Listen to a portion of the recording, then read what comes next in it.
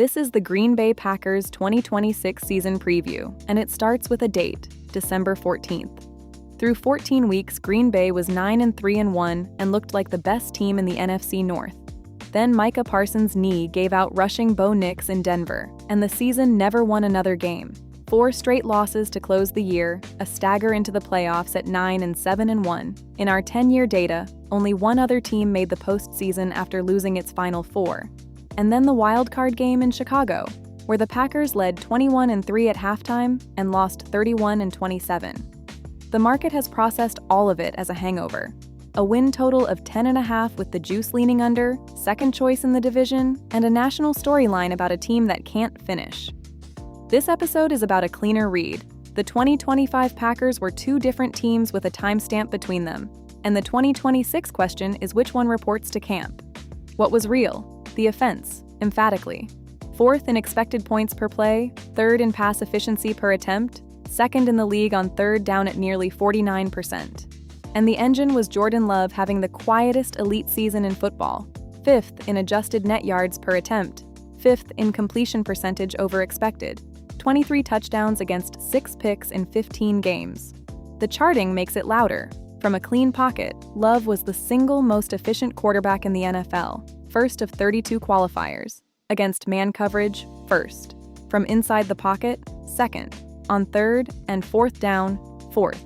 And his repeatable, stable situation core graded 2nd in the league. That is not a hot streak's fingerprint. It's the profile our data trusts most. He did it with a receiver room on a gurney. Jayden Reed played 5 games, Christian Watson 10, Tucker Kraft's season ended in November, and a run game that gave him almost nothing. 20th in rush efficiency, with Josh Jacobs at 3.97 a carry and slightly below expectation on our rushing yards over expected board.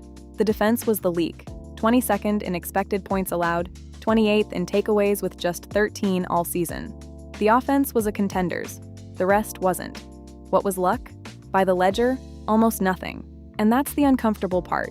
Point differential says Green Bay was almost exactly a 9-win team. The one-score record, 4-5-1, is below water, not lucky. Turnover margin, dead even, 14th. No flags fire in either direction. This is the rare team our regression model just believes. Even the tie has receipts. The 40-40 game against Dallas in Week 4 was the highest scoring tie in our 10-year data, and it's the half game that made the record 9-7-1 instead of a coin flip at 10. The luck argument for 2026 isn't statistical, it's structural. The 4-game collapse happened entirely after Parsons left. The wildcard loss featured 2 missed field goals and a missed extra point. 7 points left on the field in a 4-point game. And the kicker who missed them is gone. None of that is regression math. All of it is the difference between 9, 7, and 1 and the division. The identity, charting data via NFL Verse. Defensively, the 2025 Packers were a zone shell team to an extreme. 80.5% zone, second most in football, with the 5th lowest blitz rate and a pressure rate that still ranked 13th. Pressure without paying for it, the sustainable shape. That identity is now an obituary. Coordinator Jeff Hafley was hired as Miami's head coach in January, and the rebuild went outside. Jonathan Gannon, the fired Cardinals head coach, installs a new system with a reported shift back to a 3-4, with Buffalo's former coordinator, Bobby Babich, running the secondary. Our stickiness data says defense regresses hardest even when nothing changes. Green Bay is changing everything around a unit that ranked 22nd, which is the one scenario where low continuity is the bull case. On offense, continuity is total. Matt LaFleur keeps calling plays, Adam Stenavich stays, and the fingerprint, a run-leaning identity, pass rate over expected 24th, wrapped around the league's best clean pocket passer, carries into 2026 unchanged. Whether it should carry unchanged is a fair question we'll get to. What changed is a front office spending its continuity budget on defense. Out. Rashawn Gary, traded to Dallas in March for a 2027 4th. Kingsley Enagbare to the Jets. Key Walker to the Raiders.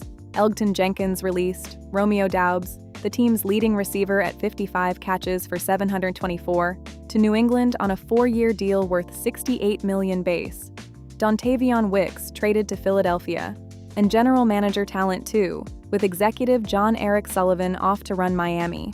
In Javon Hargrave on 2 years' hours after Minnesota cut him, linebacker Zaire Franklin from the Colts to take the green dot, corner Benjamin St-Juste, and a 6-pick draft with no first-rounder, the Bill from the Parsons trade, led by corner Brandon Sissy at 52. The receiver answer was internal, extensions for Jayden Reed and Christian Watson rather than an outside ad. And the off-field situation handled straight. Josh Jacobs was arrested in late May on 5 counts, including felony strangulation.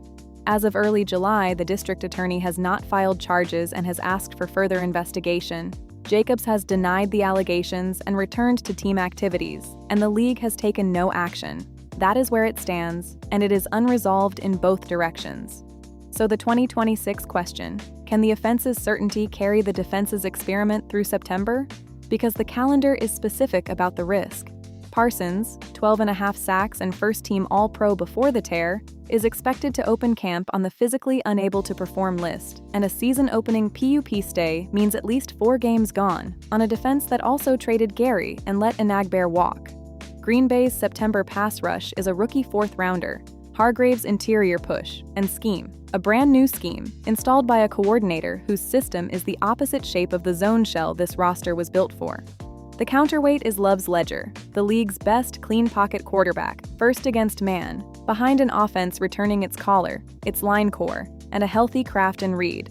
Our macro data says offense persists, and defense is noise year to year, which reads, in Green Bay's case, as the floor is the offense, and it's high. The mainstream reads the 4-game collapse as a character verdict. The data reads it as a roster losing its best defensive player in December with no insurance behind him. Those imply very different 2026. Fantasy names to know: scored half PPR. Tucker Kraft at TE5 is the conviction buy of the room if the knee cooperates. 32 catches, 489 yards, and 6 scores in 8 games before the ACL. Top shelf per game production at the position. And he says he'll be ready week 1. Jacobs at RB18 carries 13 touchdowns, a below-expectation efficiency profile at 37th of 49 qualified backs, and an unresolved legal situation. We state that as fact and price nothing. Watson at WR29, fresh off an extension, produced 601 yards in 10 games. Reed at WR42 and second-year Matthew Golden at WR50 split the rest of a thin target tree. And Love at QB18 is the price versus profile gap of the whole position. 5th in NEA, first from a clean pocket, going as a fantasy backup because 439 attempts don't feed box scores. If the volume ever rises to meet the efficiency, that pick is a heist. The verdict: 10.5, juice to the under, second in the division. The market is pricing the collapse as a trait. Our ledger says the record was honest. The offense is the division's most reliable unit, and the 2 things that broke the season, a December injury and 7 missed points in January, are a health report and a released kicker, not a curse. The honest range is 9 to 11 wins, with the spread living entirely in September.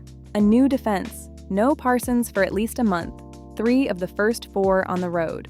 If they're at 500 when he comes back, the offense makes the rest of the math work.